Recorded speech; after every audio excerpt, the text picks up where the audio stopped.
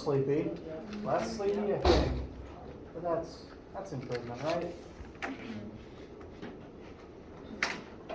Finger's doing better at least. Did you get your stitches out? Yeah, they were out about a week ago. I think over a week ago, actually. And the puppy is sleeping, so that's nice. What kind of puppy?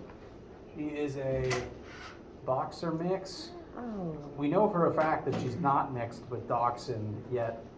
At her current height, she's still really long, like weirdly long.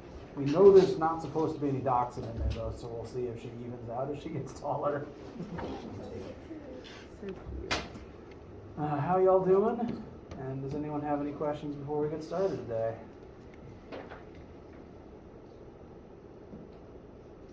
All right. So, last week we began looking at Chapter 5, talking about work and energy and how it ties in with force. As a brief refresher, whenever you exert force on something, you do work on that object, which means that you use up energy in that action. When you do work by exerting a force and pushing some object some distance in the same axis, then you use energy, and the work that you accomplish is at the very least equal to that amount of energy transferred.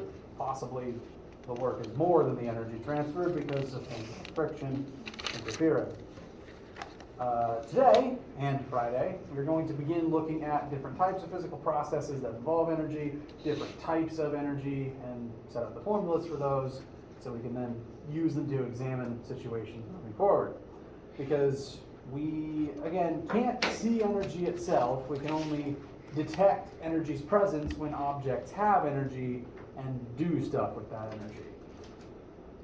So we're, at least today, going to look at some of the basic mechanical forms of energy, how to identify them, and how to calculate them in this class. Any issues before we begin? Okay. Oh, yes. What is the subscript on the F mean? That is the parallel symbol, which is just two parallel lines up and down. And this is to remind you that the force has to be in the same axis as the displacement.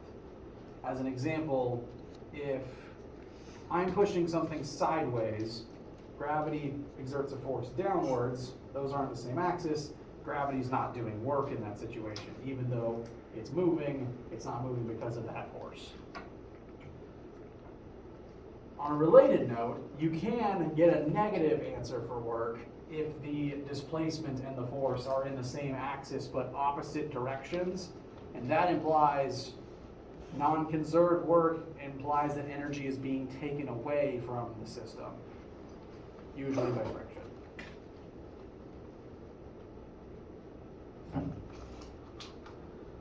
Now, any other questions? Okay.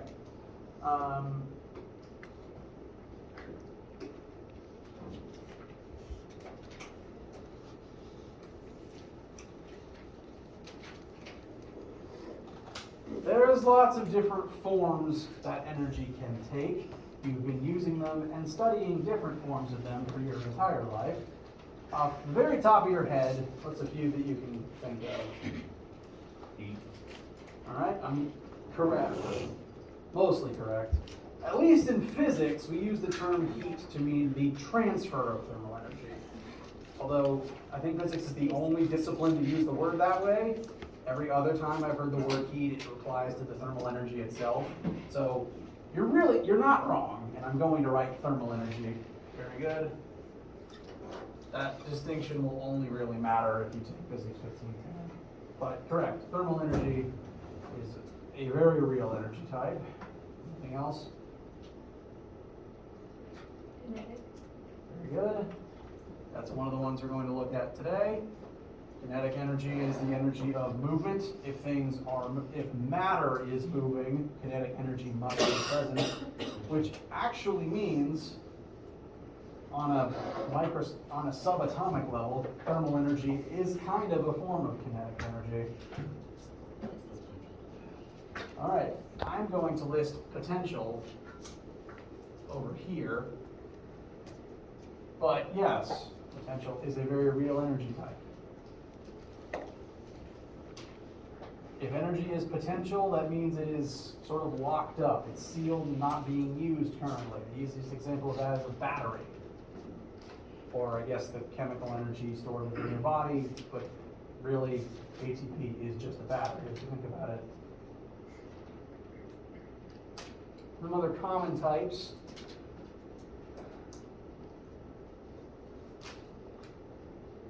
Speaking of the human body, there's chemical energy, and that's any other main ones I'd like to list. Ah, yes.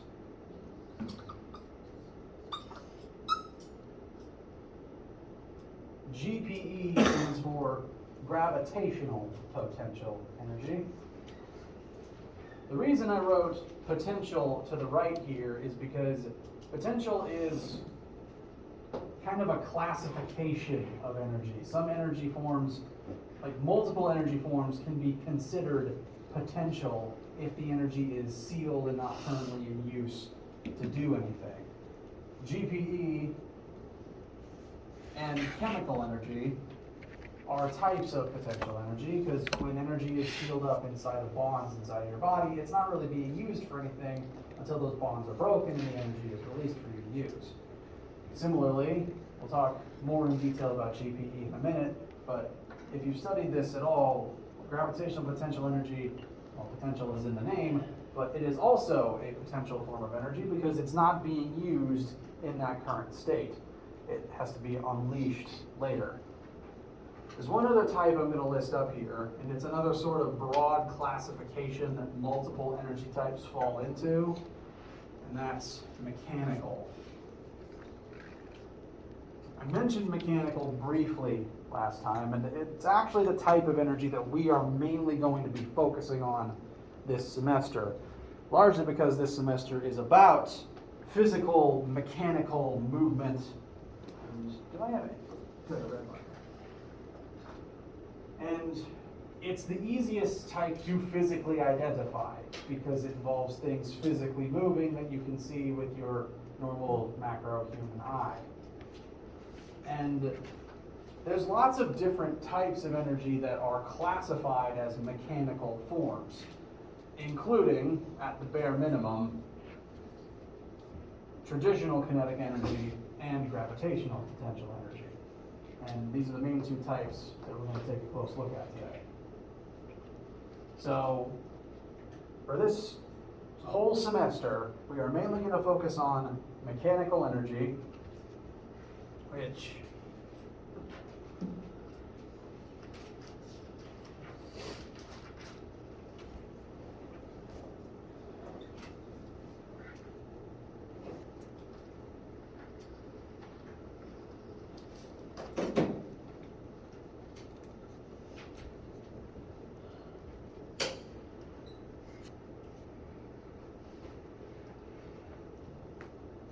has to do with a physical object's movement or ability to move. There are some forms of mechanical energy that don't immediately take the form of motion, but have the ability to make things move. So they count as mechanical as well.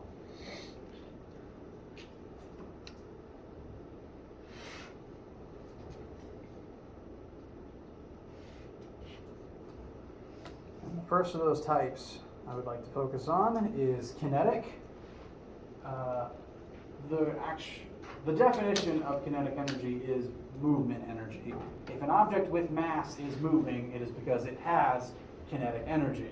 And thankfully, the definition means the name. I believe if you go back to the original Greek word for kinetic, it means, or at least is related to movement. And so if something is moving, then that object must possess kinetic energy. If you want to make something move, like throw a baseball, you have to perform work on that object to give it kinetic energy. So that's one of, like if you are exerting, rewind, thirsty already.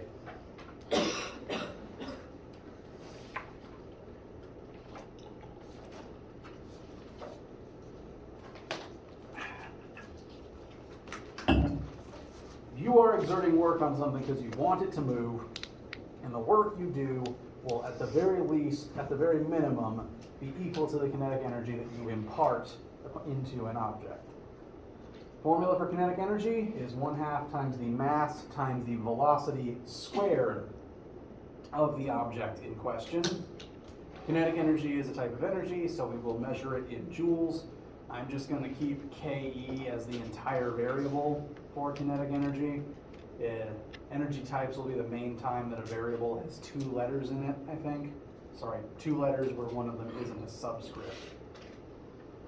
But this will be the only time that you'll see a K next to an E.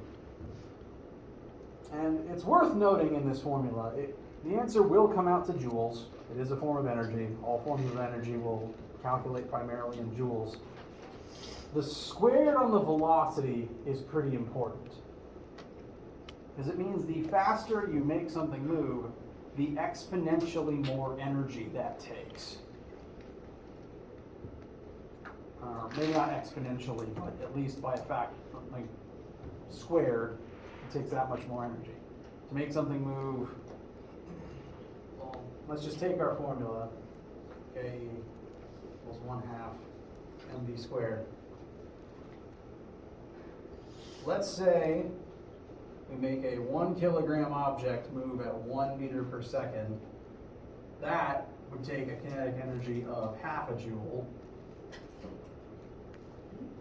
If we double that velocity, and the 2 is squared to 4, cut in half, then that would end up being 2 joules. So doubling the speed took 4 times as much energy. And that's the case no matter how fast you're going, it's the case no matter how massive the object is. Which is why, in general, moving quickly is hard.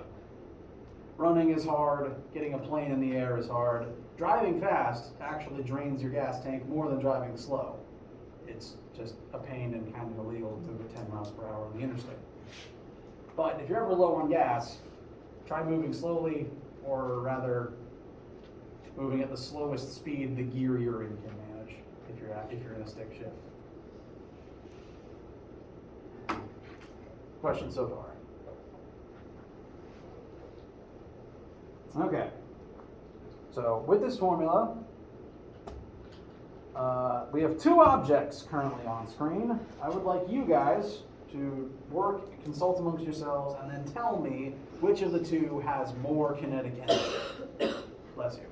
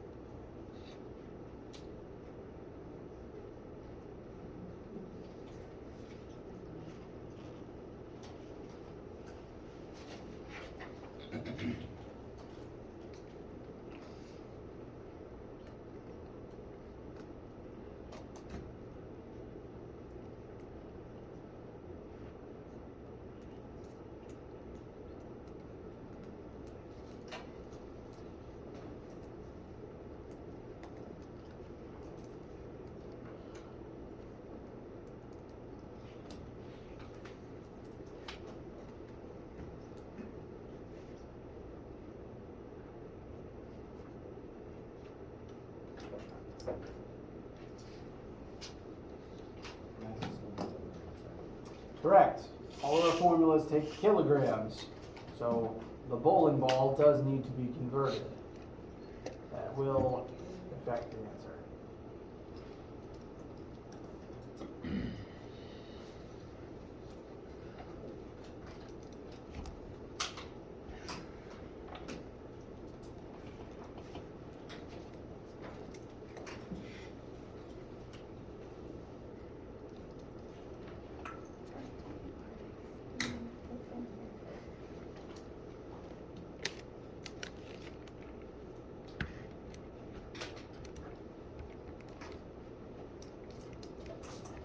So which one do you think, just based on your quick calculations, which of these 2, I guess one of them isn't really an object. That was a rude thing of me to write. Which of these two examples contains more energy? B. B. After converting grams to kilograms, object A should have about 22.5 joules, I think. And object B should come out to 50 joules.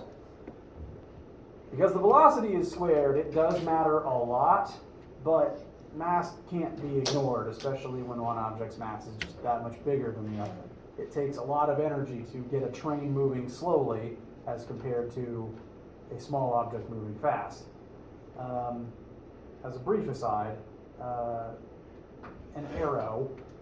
arrows tend to be fired pretty fast, so they will have a decent amount of kinetic energy, but they have very light masses, which means that the energy in one arrow is still less energy than the energy it takes your body to walk.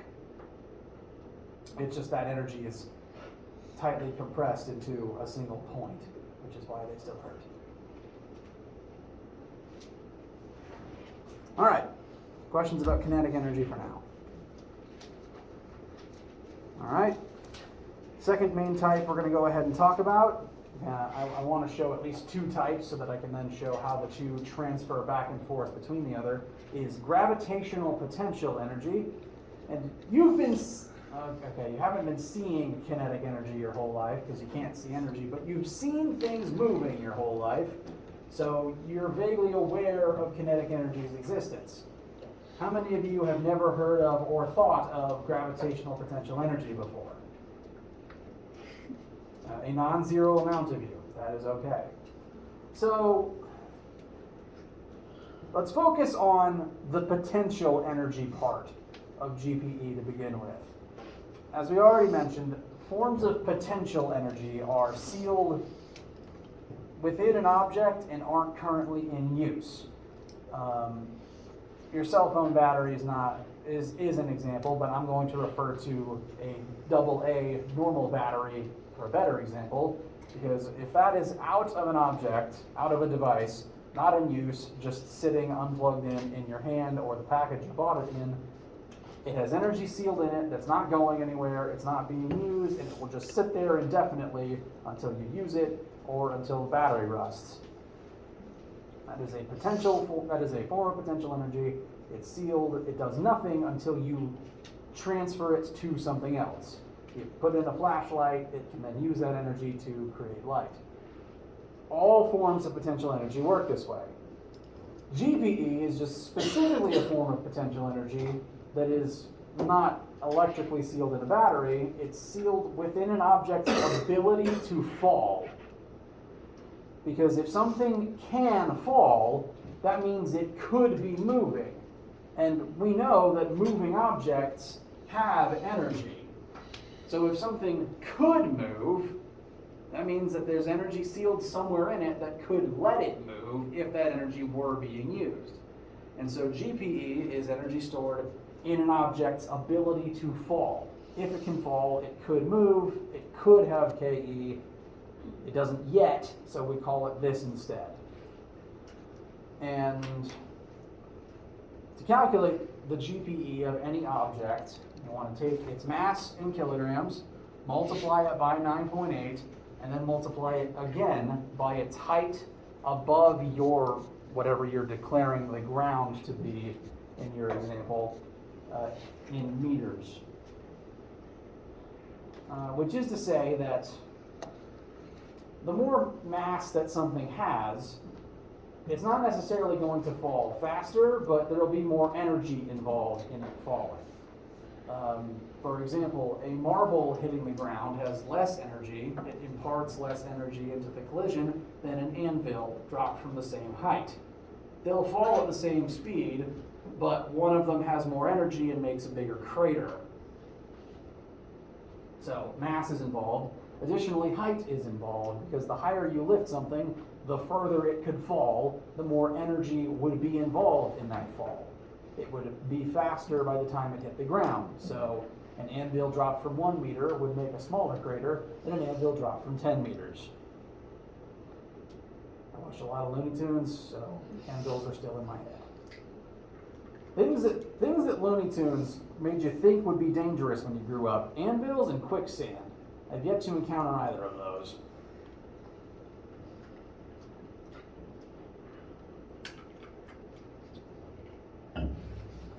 So,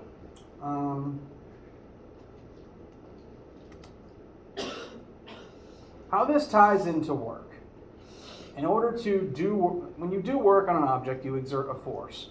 And if I pick up an object, I have to exert a force at the very minimum equal to its weight. And then I am going to presumably lift that object upwards some distance.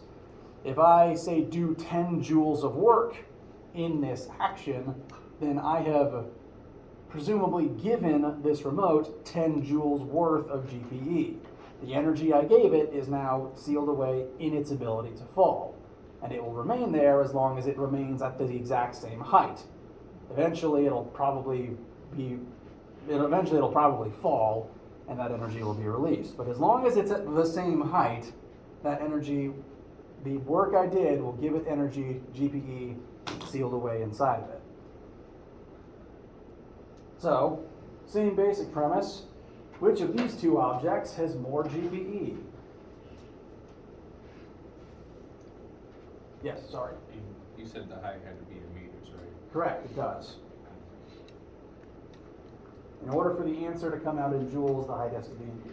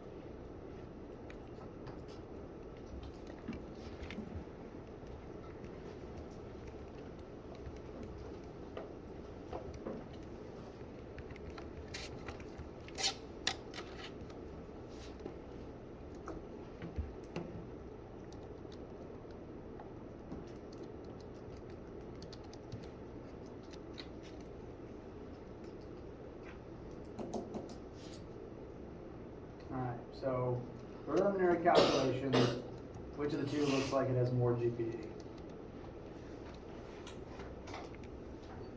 A. Sorry, a little louder. A. A, very good. That would be, after you do the conversion, that would be 5 times 10 is 50. Object B, you do need to convert the 10 centimeters into meters first, and so 100 times 0.10 would just turn out to be 10. As a general rule, the more GPE something has, it'll probably be faster when it falls, or at the very least, it will hit harder when it lands on the ground. It'll have more energy in that collision. Any questions about either of these two energy types so far?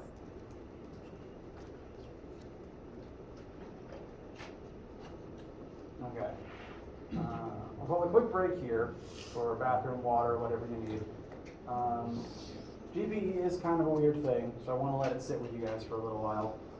We'll come back in a second, because now that we've learned two energy types, we can start doing questions about those two types switching back and forth between each other. So, resume in a moment.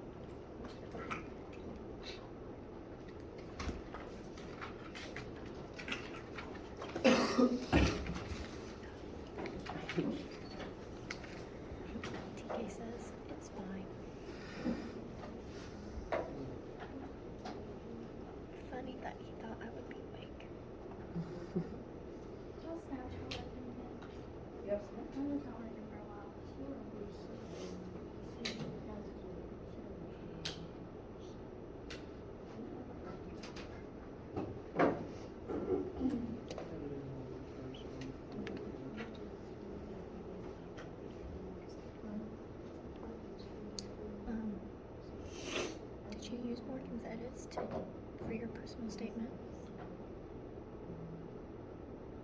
I mean, I haven't worked on it.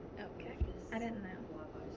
I'm going to. I read through them. I just She said haven't made any edits yet. that if you wanted to, you could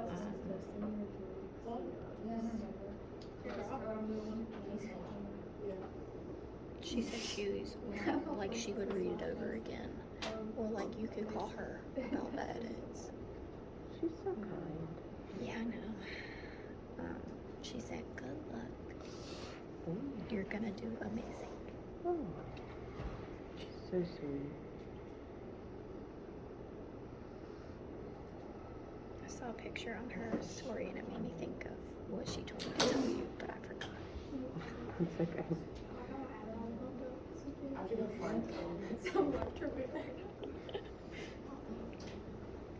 I'm gonna use her version. I just don't know what to do about Kim. Because her version sounds so much more like me. Yeah, that was Morgan's issue. So like Morgan had like 3 copies of a personal statement. And so I read all 3 of them. And I told her, I was like, she had like her copy and then she had one that like somebody had helped her, not like written for her, but she had ones that like somebody gave her edits and so she made those edits with that person. But the issue was I told her, she wanted me to read them both. And I said, Morgan, like they're both really, really good. Like they're really, really strong personal statements. I said, but the one you made edits with, like it lost your voice.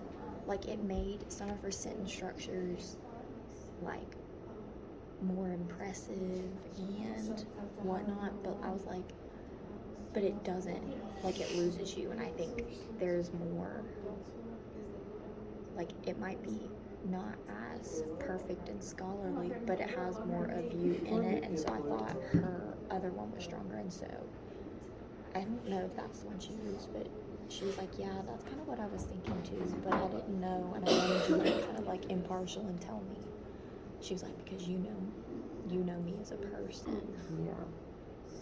Yeah, that's why I'm like struggling. Like I feel like Kim's version probably sounds a little more professional. But it almost sounds too professional. Mm-hmm. Because yes, it's a statement to go to but it's but they're personal. looking at me as a person. They're not looking for a robot who can spit out all the correct answers. Yeah. So, but that's what Morgan struggled with too, was like how much of my voice do I leave in it versus how much do I? How professional do I make it? But she's an extraordinary writer. She's an extraordinary human, so. Thank God she's my friend because she won't be taking me on vacations later on in life. Just kidding. She's gonna be playing me like and be like, actually, Jaden, you owe me $6,000. I'll be like,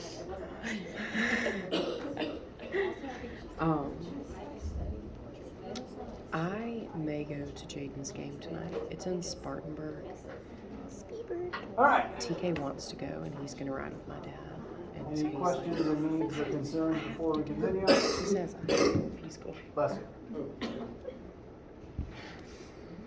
All right.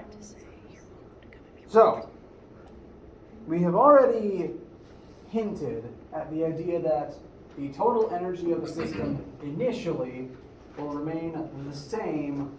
Sorry, we've talked briefly about the law of conservation of energy. The idea that the total energy in a system will remain true the entire time. And this is technically true always, even if the energy enters a non-mechanical form like thermal energy that we can't really track. But specifically in the case where nothing outside of the object does work on the object, then specifically the total mechanical energy present initially will remain true throughout the entire situation. Sorry, let me rephrase that. If an object has some amount of mechanical energy, that total will remain constant until something outside of that object does work on that object. if I were to throw something through the air, ignoring air resistance, once it leaves my hand, the total mechanical energy level of that object will remain constant as it flies until it hits the ground.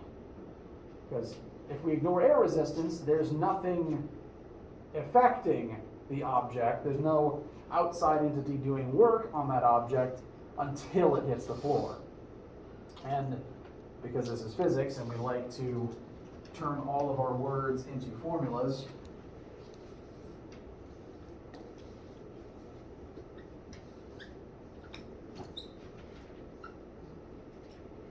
I'm going to transform this sentence into the formula: total mechanical energy initial will equal total mechanical energy final. With the asterisk, if no outside work is done.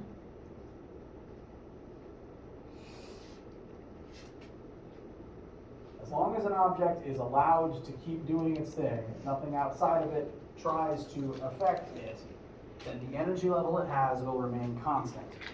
And for right now, the only two forms of mechanical energy that we've talked about are kinetic and GPE. So an object's initial mechanical energy level will be equal to the sum of its kinetic energy and GPE at that point in time.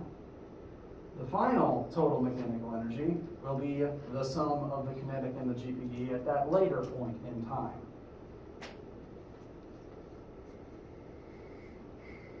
I'd like to look at an example of that. Does anyone have any issues before we do that? Okay.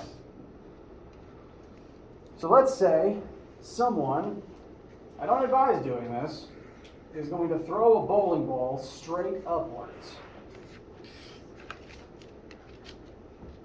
And we know the mass of this bowling ball, 10 kilograms, and we know the vertical launch velocity of this bowling ball, 4.5 meters per second.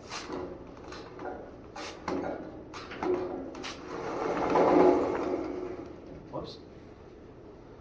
We've been asked to figure out the height to which this object will rise as a result of being thrown straight upwards. Now, we have done questions like this. We have looked at projectile motion. We have tracked, using the Fantastic Four formulas, where objects will end up as a result of their projectile motion. So even if we weren't looking at it through the lens of energy, we could already find the answer to this question. But I would like to show you how to do this through the lens of energy specifically. Things we know: you have the mass, that is 10 kilograms. Velocity initial is 4.5 meters per second upwards. We're going to just assume that starting height is 0, because we want to know how much higher above that point it's going to rise. And we've been asked to find height final, so that is the thing that we ultimately want. And there's there's actually two more pieces of information that we can assume just based on the wording.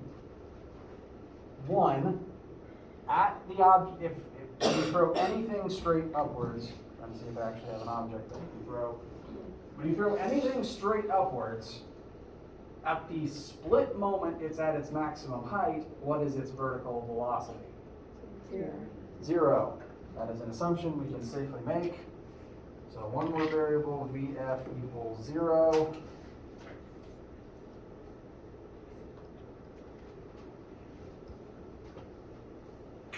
And because the question doesn't say otherwise, we can assume we're on Earth, where g equals 9.8 meters per second squared downwards.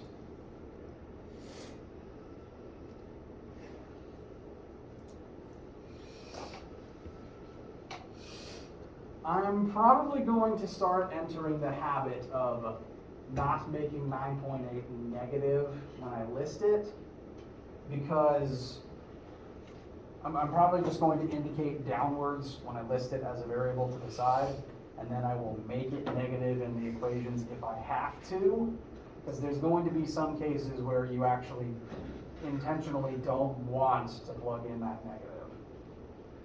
And I'm going to try to make it more clear by showing when the direction matters, and that's when we would count the negative. So we have listed everything we know and the one thing that we want. Again, we could look at this using some old formulas, but I specifically want to show you using energy. So since this object, as soon as this object leaves your hand, and it's in the air, and we ignore things like air resistance, there is no force doing work on it. There's nothing outside of the ball that is affecting it in a meaningful way. So its total energy level, once it leaves the person's hand, should be the same as when it reaches its max height. So we can operate under the assumption total mechanical energy initial equal total mechanical energy final. I'm going to break down each side of this into two specific things each. Total mechanical energy initial, the two forms of mechanical energy that we have looked at are kinetic and GPE. So total mechanical energy will just be those two forms of mechanical energy added together. Same for the final half, that these will just take place at a later point in time. They will use the variables for the maximum height side of things.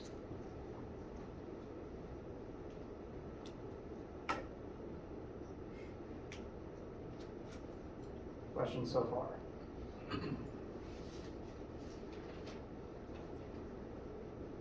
Okay. So what physically happens in a situation like this? When you throw the ball, what form of energy does it have once it leaves your hand? Keep tight. Thanks. It'll begin accumulating potential. You are correct. But what is the primary form that it has as it leaves your hand and is moving? Kinetic. Kinetic. The whole point of throwing something is usually to give it a velocity. Now, at the apex of its flight, at that highest point we're trying to calculate, then what form of energy will it primarily have? Potential. GPE. It will have risen to a greater height, but it won't be moving anymore. So it shouldn't have any kinetic energy left. The kinetic energy it had down here transformed into GPE up here. And in situations where there's no outside force doing work, that is typically a one-to-one conversion, as you'll see in a second. Looking at the initial state of the ball, this is the state once it leaves your hand, so we know certain things about the ball initially. We're going to fill in those blanks for the initial side. The ball's initial kinetic energy is going to be 1/2 times its mass times its initial velocity squared. When working this, make sure you only square the velocity. Then we will add to that the ball's initial GPE. So that's going to be its mass of 10 times 9.8 times its starting height of 0. So if we decide our starting height is 0 because we want to know how much higher it rises, then it doesn't technically have any GPE. It's a little nebulous because we're looking at it the split second it is no longer touching your hand, and then it will continue rising past that point. As soon as you're not touching it, you're not providing any more work to it, because that's the amount of energy it will have for the entire process. If that is our 0 height, because we want to know how much higher above that it rises, then that by this frame of reference, we have no GPE in this moment. The weird thing about GPE is it's kind of relative, because I could decide, the height of my hand as it leaves is 0, because we want to know all the things that happen above my hand and as it returns to my hand. But because the variable in GPE is height, and height is kind of a variable reference point, you can just decide the floor is 0, in which case it would now have some amount of GPE. You could also decide the center of the earth is 0, in which case every single object has GPE, because everything on Earth's surface could fall further down into a hole. GPE is weird in that it's entirely based on a frame of reference. And it's important to set that frame of reference at the beginning of the question and keep it consistent all the way through. I'll be trying to show you good ways to do that as we look at examples. In this specific case, since the idea is the ball will never fall past this height, it's okay to set this as 0 and proceed from there. But you could set it as somewhere else as long as you're consistent about that. We're going to continue operating from the assumption that this is our 0 height for now, because it will just make the math simpler. Any questions or issues so far? Okay. So these are our initial conditions. We will have some amounts of kinetic energy, but no GPE if our starting height is 0. On the final side, at the very top, so that's going to be our final state, is once we've risen to the top. Kinetic energy final, we've already discussed how at that point, velocity will be 0. So kinetic energy at that point should be 1/2 times 10 times 0 squared, which will be no kinetic energy. There was kinetic energy, but now it's gone. It's not moving for this split second. That energy form had to transform into a different type. If we look at the GPE, that would be the ball's mass times 9.8 times its new height above our hand, which we don't know yet. We'll set that as h. Actually, I should be further specific. H final. We will now have risen to a height where we do have some amount of GPE. And considering that the KE final and the GPE initial will just fall away because they both happen to be 0 at those points in time, then we should arrive at an equation that directly tells us our starting amount of kinetic energy will equal our final amount of GPE. As an object rises, as long as it's just, as a projectile rises, let me be more specific. As a projectile rises, kinetic energy will transform directly into gravitational potential energy as its height increases. The inverse is true for a falling projectile. It would be the same case, just kind of reversed. If you have GPE at your start and then you fall down, your GPE will decrease as your height decreases, but your kinetic energy will increase at the same rate as you speed up from the fall.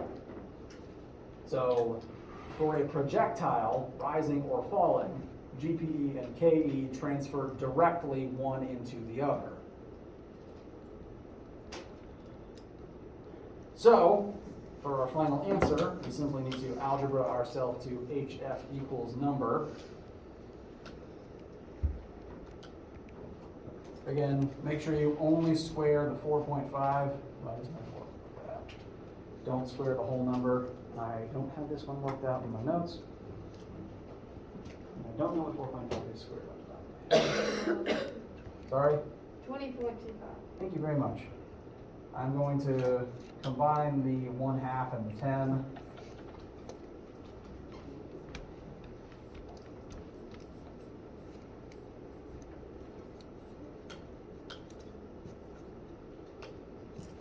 So we can just divide our 10 and our 9.8 over to find one number for HF.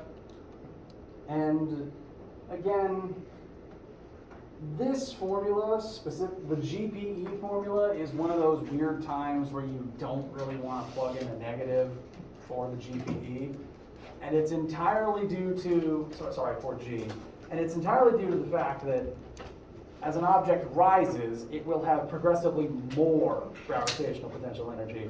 But if you plug in negative 9.8, then the number would become increasingly more negative, which doesn't really suit our frame of reference usually. So this formula is a weird case where even though it points down and height points up, you don't really want to plug in the negative. And I'll try to help you guys remember that one. That is the end of the lecture. Please let me know if you have any questions. We'll continue talking about this through the rest of the week. I will soon be posting these notes and the Chapter 5 homework for you to begin working on. It won't be due until later next week, but you can at least start it. I do recommend that. Let me know if you have any questions, and do have a wonderful day. As a reminder, there is no lab this week, period. Please enjoy your afternoon. Wait, all of my labs are canceled. So what am I going to do with all my free So no genetics? Homework. I would, but I'm probably going to do nothing.